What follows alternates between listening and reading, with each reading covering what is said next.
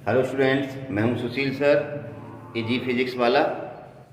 और आज 11वीं क्लास का वर्क एनर्जी पावर का जो नया वीडियो लेक्चर है वो बेस्ड ऑन पावर है।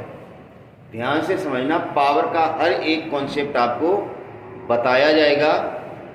स्पेशली इंजन पंप का क्या कॉन्सेप्ट है, सेम पाइप हो तो रेट बढ़ाने के लिए क्या करना है, सेम वेलोसिटी हो तो रेट बढ़ाने के लिए क्या करना है, और जो मशीन कांस्टेंट पावर डिलीवर्ड करती है उस पे बेस्ड क्वेश्चंस आते हैं। If a machine is delivered constant power then find distance, velocity, acceleration in terms of time. ऐसे बहुत सारे क्वेश्चंस आते हैं कॉम्पिटिटिव एग्जाम में, तो ध्यान से लेक्चर सुनना। कंप्लीट पैकेज है पावर का।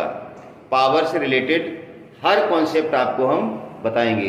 तो चलिए कॉपी पेन लेकर के शुरू हो जाइए मेरे साथ। आज का टॉपिक है मैकेनिकल पावर, ठीक है ना। चलिए, वर्क एनर्जी पावर हम पढ़ रहे हैं तो मैकेनिकल एनर्जी था, यहाँ पर मैकेनिकल ही पावर होगा। इलेक्ट्रिक पावर की बात हम यहाँ पर नहीं करेंगे, तो मैकेनिकल पावर की बात होगी, ठीक है ना। तो आप सब लोगों ने पढ़ा छोटी क्लासों में, पावर का मतलब क्या होता है, रेट ऑफ डूइंग वर्क या rate of change of kinetic energy, mechanical power होता है ना। तो चलिए, power rate of doing work is known as power.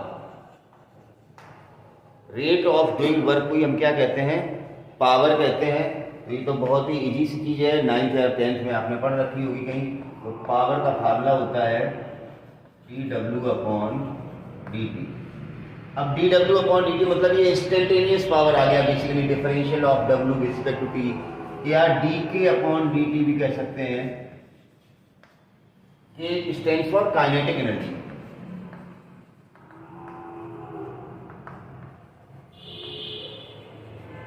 देखिए, एक चीज बहुत ही इंपॉर्टेंट, अब एवरेज पावर की अगर हम बात करेंगे तो P बराबर हम लिखेंगे ΔW/ΔT। पावर की यूनिट जूल पर सेकेंड या वॉट। जूल पर सेकेंड या वॉट होती है, यूनिट में कोई खास बात नहीं है, आपको पता है। मैं ये कह रहा था कि जब भी अपन फिजिक्स पढ़ते हैं, जैसे आज हम पावर पढ़ रहे हैं, ठीक है ना। अब आपको पीछे के कोई बेसिक कॉन्सेप्ट नहीं पता, आपको ये भी लगेगा यार पावर भी नया ही है। जैसे dW/dt पावर होता है, तो अगर हम वर्क या काइनेटिक एनर्जी का टाइम के साथ ग्राफ बनाए तो उसका स्लोप हमें क्या देगा, पावर देगा। वर्क अपॉन टाइम है ना, तो हमने बताया तो दो चीज़ों में अगर ग्राफ है तो स्लोप हमें क्या देगा। W और T में ग्राफ बना हो, मान लो W या काइनेटिक एनर्जी किसी में भी ग्राफ बनाया टाइम के साथ, तो ग्राफ का स्लोप क्या देगा हमें, पावर देगा ना। Slope of WT graph gives power. तो कॉन्सेप्ट वही है। अब जैसे हमने ये चीज लिख दी है, कई बार क्या होता है, kinetic energy in the form of T दिया जाता है तो डिफरेंशियल करके पावर निकाल लिया, या आपको पावर T के टर्म में दिया गया तो इंटीग्रल करके, समझे नहीं। T बराबर जब आपका फार्मूला है dW/dt, तो dW बराबर क्या हो जाएगा, T × dt। तो W कहाँ से मिलेगा, इंटीग्रल ऑफ T dt। अगर वर्क का डिफरेंशियल करने से पावर आता है तो डेफिनेटली पावर का इंटीग्रल करने से क्या मिल जाएगा, वर्क। ये तो बहुत ही बेसिक कॉन्सेप्ट आपके सामने लिखा है। तो इसलिए कहते हैं कि आपको हर चीज आनी चाहिए। ऐसा नहीं पीछे के जो लेसन आपने कर लिए वो आपको कुछ भी नहीं आते, आप डिफरेंशियल भी भूल चुके हैं, इंटीग्रल भी भूल चुके हैं, तो फिर दिक्कतें आने वाली हैं। पीछे जो पढ़ाया गया वो सब आता, तो आगे कुछ भी नया नहीं आता है। अगर आपको स्लोप का कॉन्सेप्ट पता है, किसका स्लोप हमें क्या देता, तो फिर आपको पता ही है W या T में ग्राफ या काइनेटिक एनर्जी या T में ग्राफ बनना है तो उसका स्लोप हमें क्या देगा। तो चलिए, तो ये तो बेसिक फार्मूला था पावर का, रेट ऑफ डूइंग वर्क, या वर्क का डिफरेंशियल कर देंगे तो पावर आ जाएगा, या पावर का इंटीग्रल कर देंगे तो वर्क आ जाएगा। हम अभी एक आध क्वेश्चन करेंगे इसलिए। और भी बहुत सारे पावर के फार्मूले हो सकते हैं, देखिए मैं बता रहा हूं। आपको पता है P बराबर dw अपॉन dt या वर्क अपॉन टाइम। अब वर्क क्या होता है? Force into displacement. इसे आप कह रहे हो पावर होता है work upon time. Simple formula ये भी हो सकता है, जरूरी नहीं डिफरेंशियल या एवरेज पावर की बात करें। वर्क होता है force into displacement upon time. F dot D होता है ना, डब्ल्यू क्या होता है? F dot D. और डी अपॉन टी क्या बनता है? वेलोसिटी। डिस्प्लेसमेंट अपॉन टाइम क्या बनेगा? वेलोसिटी। तो पावर का फार्मूला क्या हो जाएगा? F dot B. F dot B भी पावर का फार्मूला होगा, या हम लिख सकते हैं एफ बी कॉस थीटा। मतलब अगर आपको फोर्स और वेलोसिटी वेक्टर दिए गए तो उनका डॉट प्रोडक्ट हमें क्या देगा? पावर। अब एफ डॉट बी अगर पावर है तो एफ और बी अगर परपेंडिकुलर है तो पावर कितना आएगा? 0। इसको आगे बता रहे हैं।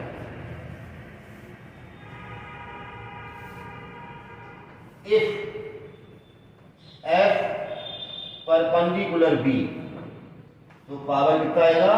0 आएगा। अगर ये दोनों परपेंडिकुलर है तो परपेंडिकुलर वेक्टर का डॉट प्रोडक्ट कितना होता है? 0, क्योंकि एफ बी को खोलेंगे तो F B cos theta, theta 90 cos 90 कितना होता है? 0।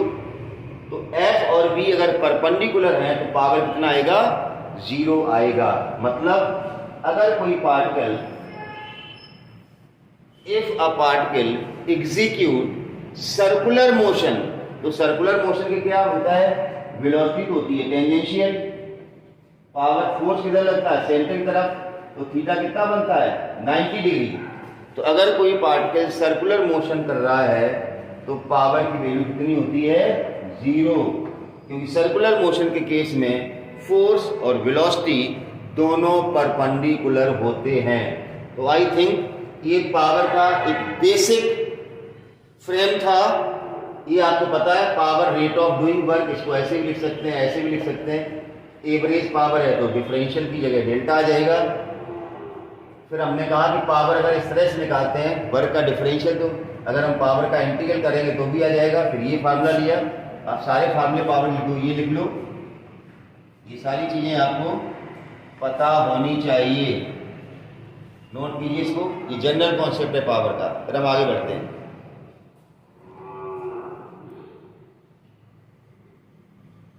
हो गया? चलिए।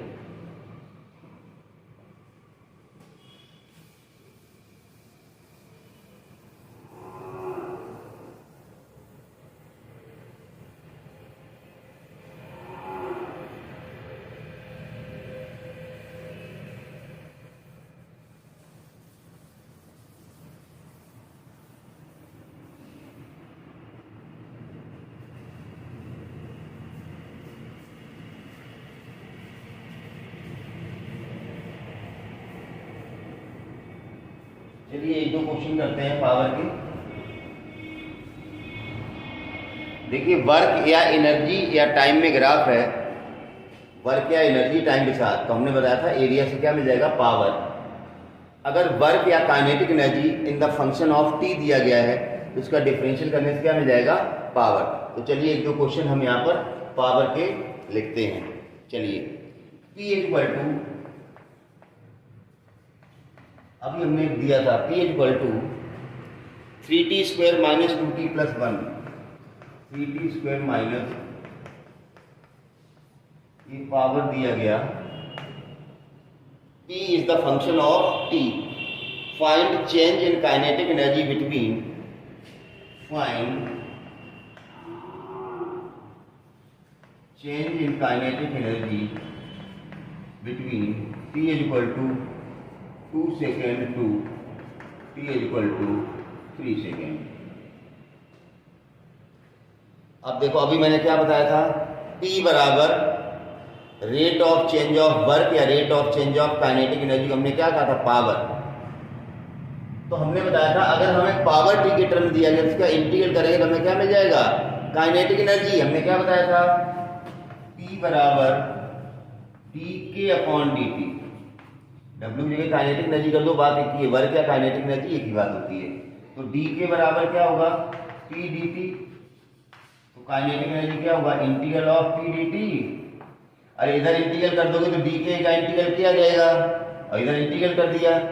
अब आप लिमिट लगा दो जो आपको लिमिट दी गई थी, कितने सेकंड से कितने सेकंड के बीच में, 2 सेकंड से 4 सेकंड के बीच में दिया गया था, सॉरी 3 सेकंड। तो t बराबर 2 से, बस हो गया क्वेश्चन। t की वैल्यू डाल दो, 3t square minus 2t plus 1 dt।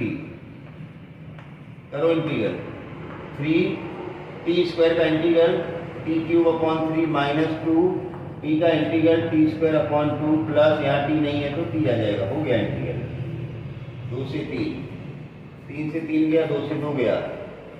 अब आप लिमिट लगा दो, upper limit minus lower limit, तो क्या आएगा रिजल्ट, अपर लिमिट 3 है तो 3 3 या 9 3 या 27 माइनस 9 प्लस 3, जहां t था वहां 3 रख दिया, अपर लिमिट लग गई, माइनस का साइन लगाइए। अब लोअर लिमिट 2 लगाओ यहां पर, 2 2 या 4 या माइनस 4 प्लस 2, जहां जहां t था पहले वहां 3 लिख दिया, फिर अब ये कितना जाएगा, 27 और 3 30, 30 में से 9 गया 21, माइनस 8 और 10 में से 4 गया 6,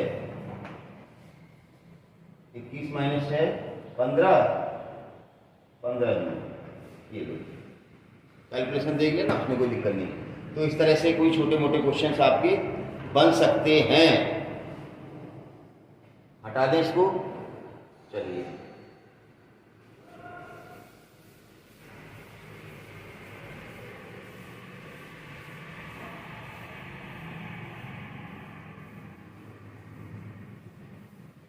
अब हम बात करेंगे कांस्टेंट पावर की। कोई मशीन है वो कांस्टेंट पावर डिलीवर करती है, इस पे बहुत सारे क्वेश्चंस आते हैं। तो पोजीशन, वेलोसिटी और एक्सीलरेशन टाइम के रिस्पेक्ट में पूछा जाता है। कांस्टेंट पावर,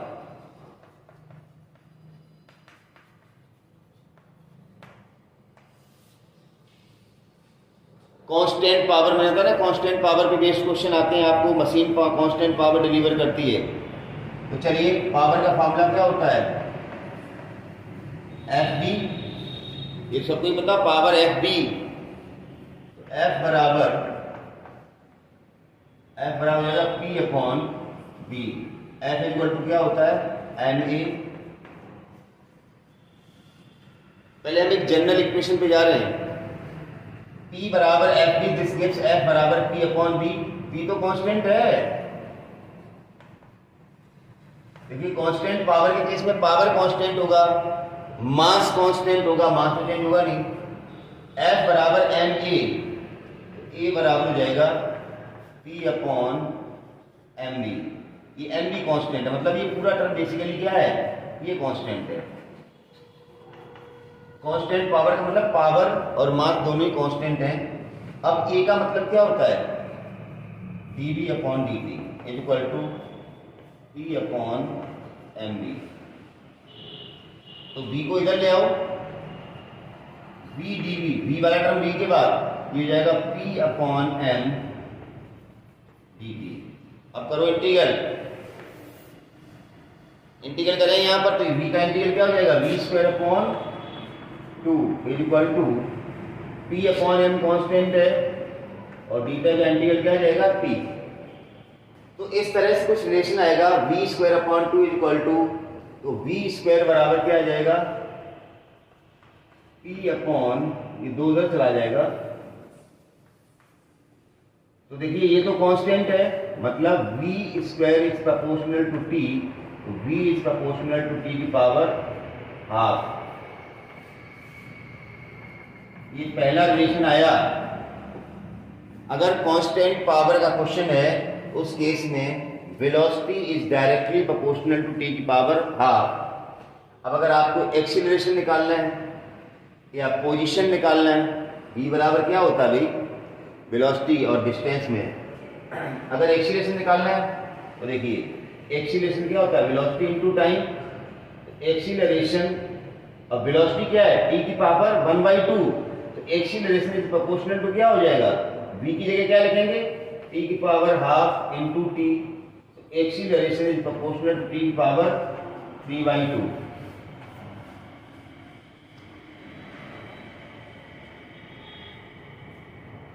ए बराबर वी टी, नहीं सॉरी गड़बड़ हो गया अभी, वेलोसिटी अपॉन टाइम, ज्यादा जल्दी नहीं करना है।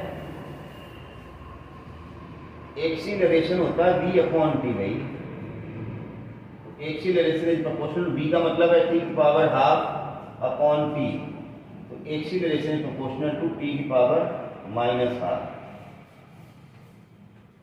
x निकाल लो, x इक्वल टू होता है वी टी, तो x इज प्रोपोर्शनल टू क्या हो जाएगा, v का मतलब है t की power half into T, x is proportional to T की पावर 3/2। तो कांस्टेंट पावर के केस में velocity is directly proportional to T की power half, acceleration is proportional to T की power -12 and position is proportional to T की power 3/2। ये note कर लें, कांस्टेंट पावर से इस ये सारे तीनों रिजल्ट्स आपको ध्यान रखने, बहुत ही इंपॉर्टेंट रिजल्ट हैं। चलिए अब हम बात करेंगे इंजन पंप की। बहुत ही अच्छा कॉन्सेप्ट है पंप का, हटा दूं। अब आ जाइए पंप पे।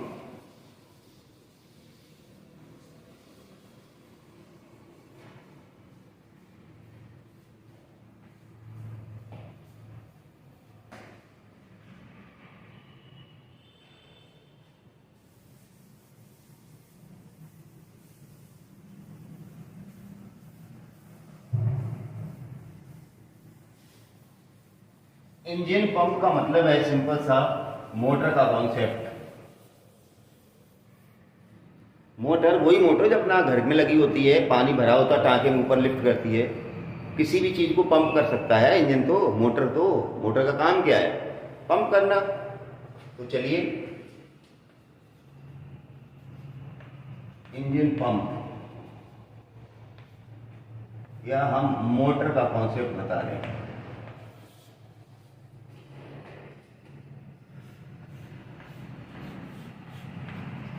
मोटर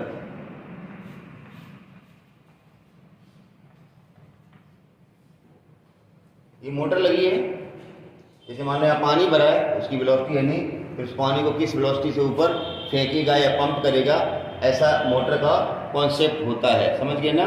तो चलिए ये आउटपुट है,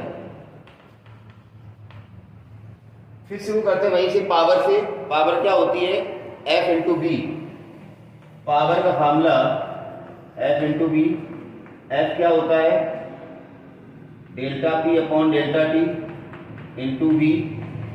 डेल्टा पी की जगह क्या लिख सकते हैं, delta M v upon delta t into v. ये delta M upon delta t क्या है,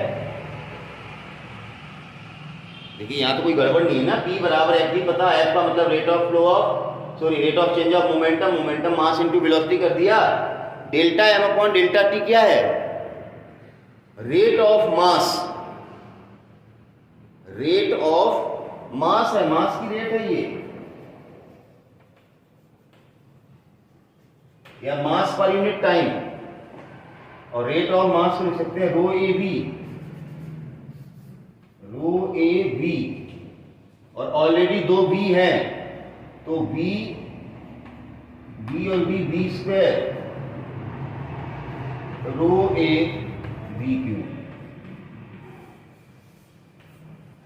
ये पावर का फार्मूला डेंसिटी के टर्म में आप याद कर लें, rho A v, rate of flow of mass लिखें, d m upon D t. D m upon D t किसके बराबर होगा, रो ए बी। अब ये मत पूछना मास क्या होता है, वॉल्यूम इंटू डेंसिटी, तो डेंसिटी इंटू वॉल्यूम की जगह ए इंटू एक्स लिखना चाहिए। ए इंटू बी क्यों लिखा, क्यों एक्स अपॉन टी, तो क्या बन जाएगा बी। समझो बात यहां से। बच्चे को लगता है कि delta M upon delta T को रो ए बी कैसे लिख दिया गया। ये मास क्या होता है, वॉल्यूम इंटू डेंसिटी। ये वॉल्यूम है भाई, अपॉन डेल्टा टी, वेलोसिटी नहीं। अब वॉल्यूम की जगह क्या लिख दिया हमने, a into x upon delta t into rho. X upon t क्या बन जाएगा, वेलोसिटी। एक्स अपॉन टी क्या बनेगा, वेलोसिटी। तो ये बन गया रो ए और बी। ध्यान रखना ये बहुत छोटी छोटी चीजें हैं, और ये इसलिए बता रहे हैं ताकि आपका जो पावर है ना, सिर्फ 9th तक पावर नहीं रहा, अब ये पावर जेई और नीट तक पहुंच गया है। तो power F B, F delta upon delta T, delta P की जगह delta M B, delta M upon T होता है rate of flow of mass. तो मास को हमने वॉल्यूम इंटू डेंसिटी में कवर किया, तो हम बता रहे हैं डेंसिटी इंटू वॉल्यूम की जगह ए इंटू एक्स आना चाहिए, लेकिन एक्स के नीचे टी है ना, तो एक्स अपॉन टी वेलोसिटी बन गया भाई। रो डेंसिटी इंटू वॉल्यूम क्या होता है, ए इंटू एक्स या डेल्टा एक्स, ये वॉल्यूम हो गया ना। मास क्या है, वॉल्यूम इंटू डेंसिटी, लेकिन अपॉन में डेल्टा टी है ना, तो delta x upon delta t क्या बन गया, वेलोसिटी। तो रो ए बी, तो रो ए बी इसके बराबर बी स्क्वायर हो, तो रो ए बी, क्योंकि ये पावर का फार्मूला आ गया डेंसिटी की टर्म में। तो power equal to density into a क्या मतलब, cross section area of pipe. ये इसका एरिया है ए। डेंसिटी किसकी, जो चीज ये लिफ्ट कर रही है, पानी है तो पानी की डेंसिटी, समझ गए ना। तो power equal to rho A B Q. हम हटा रहे हैं, इसको नोट करो, फिर हम आगे की बात कर रहे हैं। अब हम इसमें जनरली क्या निकालते हैं, रेट ऑफ फ्लो निकालते हैं हम। रेट ऑफ फ्लो का मतलब क्यू या आर ले लो, चलो रेट ऑफ फ्लो होता है a into v. Rate of flow होता है ए इंटू बी, तो हम ए इंटू बी निकालेंगे। चले हटाएं इसको, नोट कर लिया होगा मेरे ख्याल से। चलिए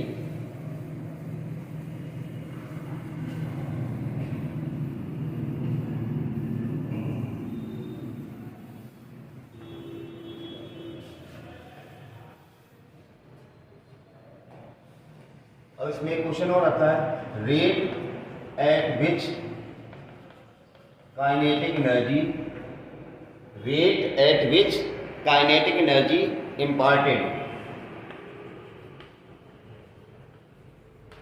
तो फार्मूला पता है, P बराबर d k upon D t. Rate of change of kinetic energy क्या होती है, पावर। तो ये हो जाएगा d upon D t half m v square. अब ये देखो, हाफ तो ये हो गया d M upon D t, ये d M upon D t into v square. अब D M upon D T अभी थोड़ी देर पहले बताया था हमने, क्या था, D M upon D T क्या था, रो ए बी। यार याद रखो भाई, D M upon D T बता रो ए बी। तो पी बराबर क्या आ जाएगा, हाफ रो ए बी और बी स्क्वायर, तो बी क्यूब। तो rate at which kinetic energy imparted, उस केस में आ जाएगा आपका हाफ रो ए बी क्यूब, ठीक है ना। अब यहीं पर एफिशिएंसी बता देते हैं, एफिशिएंसी ऑफ मोटर या इंजन पंप। एफिशिएंसी कहीं पर निकालते हैं, power output upon power input. Percentage efficiency निकालेंगे तो power output upon power input into 100। कीजिए नोट फटाफट, सारे कॉन्सेप्ट पावर के बता दिए मैंने। अब क्वेश्चन लगाने हैं आपको। चलिए दो चीजें और बता देता हूं मैं आपको।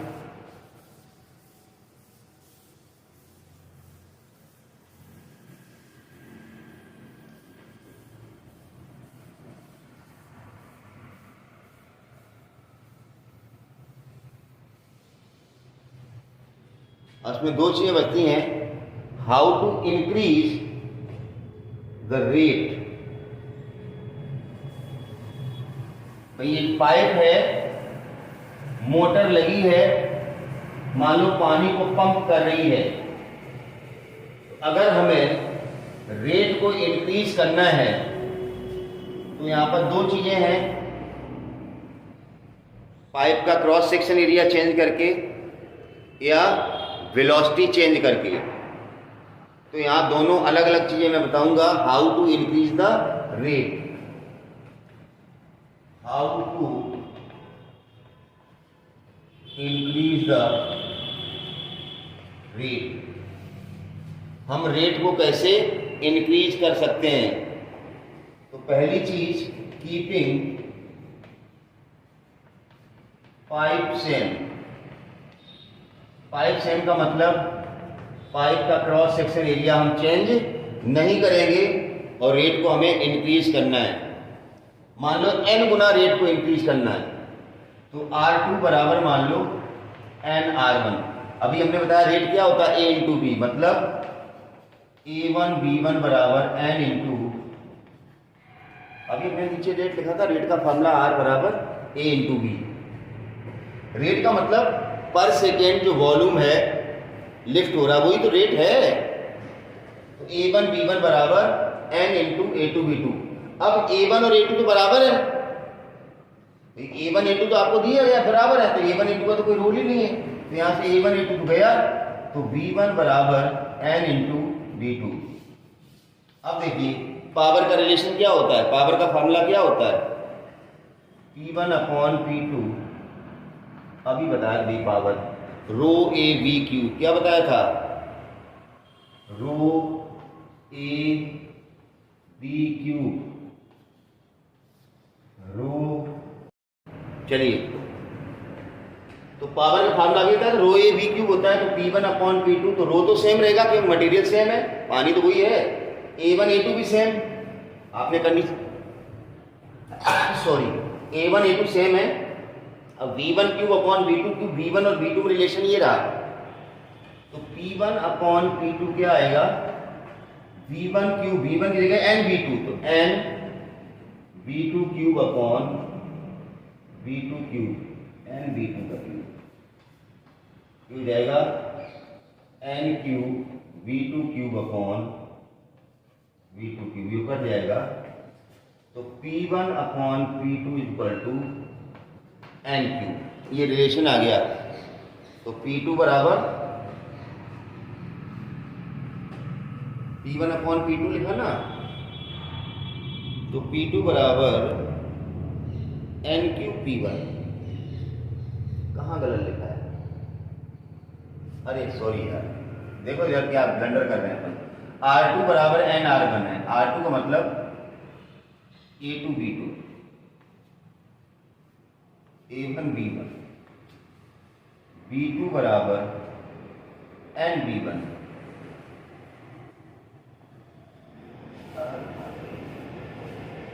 P1 upon P2, B1 cube upon B2 cube, यहां से डायरेक्ट लिख दो ना, B1 अपॉन B2 कितना आ जाएगा, B1 अपॉन B2 आ जाएगा 1 अपॉन n, यहां हो जाएगा 1 अपॉन n क्यूब, मतलब P2 बराबर n क्यूब P1।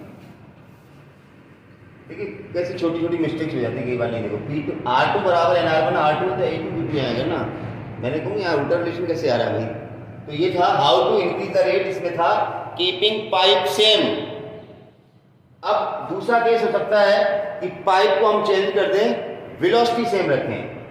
यहां पर क्या था, कीपिंग पाइप सेम में क्रॉस सेक्शन एरिया सेम था, वेलोसिटी में चेंज हुआ, देखो V2 बराबर n V1। अब हम क्या करेंगे, वेलोसिटी सेम रखेंगे, पाइप का एरिया चेंज होगा।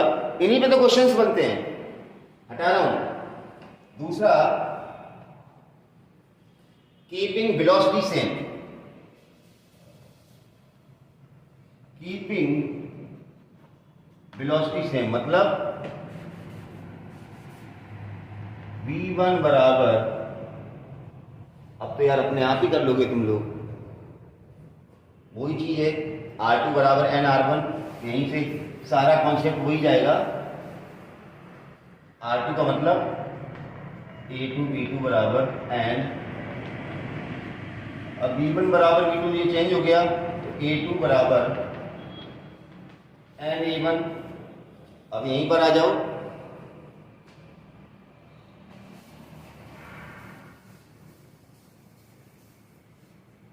क्या बनेगा, rho A1 V1 cube upon rho A2 V2 cube. V1 V2 same है, रो से रो गया तो P1 upon P2 is equal to A1 upon A2। अब A2 बराबर क्या है, n A1, A1 upon A2 की जगह ये गया तो P1 upon P2 is equal to 1 upon n, तो P2 बराबर n P1, P2 बराबर n P1। तो ये जितने भी कॉन्सेप्ट पावर से रिलेटेड थे वो मैंने आपको यहाँ पर सारे दे दिए हैं। चलिए एक छोटा सा क्वेश्चन लेते हैं, देखें आपसे होगा कि नहीं होगा। हटा दें इसको।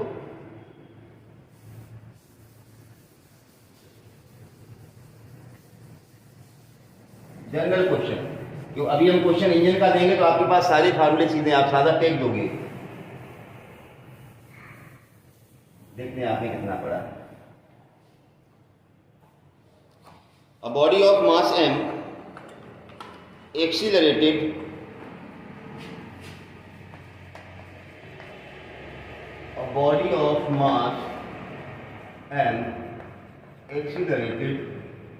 uniformly for time t, accelerated uniformly for time t and gain speed from rest to v। एक बॉडी ऐसे मान लो आप, वो रेस्ट से स्टार्ट होती है और यूनिफॉर्म एक्सीलरेट होती है t टाइम तक, और उसकी वेलोसिटी कितनी हो जाती है, v हो जाती है। मतलब ये बॉडी है m मास की, इसकी वेलोसिटी 0 है, ये वही बॉडी है, ये t टाइम हो गया, इसकी वेलोसिटी कितनी होती है, v। तो हम यहां से एक्सीलरेशन निकाल सकते हैं, एक्सीलरेशन ऑफ बॉडी v बराबर u plus a t, u 0 है, a बराबर कितना जाएगा, v अपॉन टी। ये कंडीशन हो गई। अब the instantaneous power delivered to the body, the instantaneous, question आगे है, the instantaneous power delivered to body, the instantaneous power delivered to the body as a function of t, as a function of t आपको निकालना है, ठीक है ना। AI triple का question है, 2005 में आया हुआ है। तो चलिए आगे की बात क्या करेंगे। अब बॉडी की वेलोसिटी v थी, v वेलोसिटी आ गई थी बॉडी की, हमने मान लिया v डैश वेलोसिटी होगी बाद में, तो हमें निकालना है power as a function of t, और एक्सीलरेशन तो यूनिफॉर्म ही था, तो v डैश बराबर होगा कितना, at। तो पावर का फॉर्मूला f v, f बराबर m a v, m a बराबर कहाँ गया, v अपॉन टी, ये v डैश आएगा इंटू v डैश कितना है, ए टी। अभी देख लो कितना आ जाएगा, एम वी कहाँ हो गया, एम ए वी डैश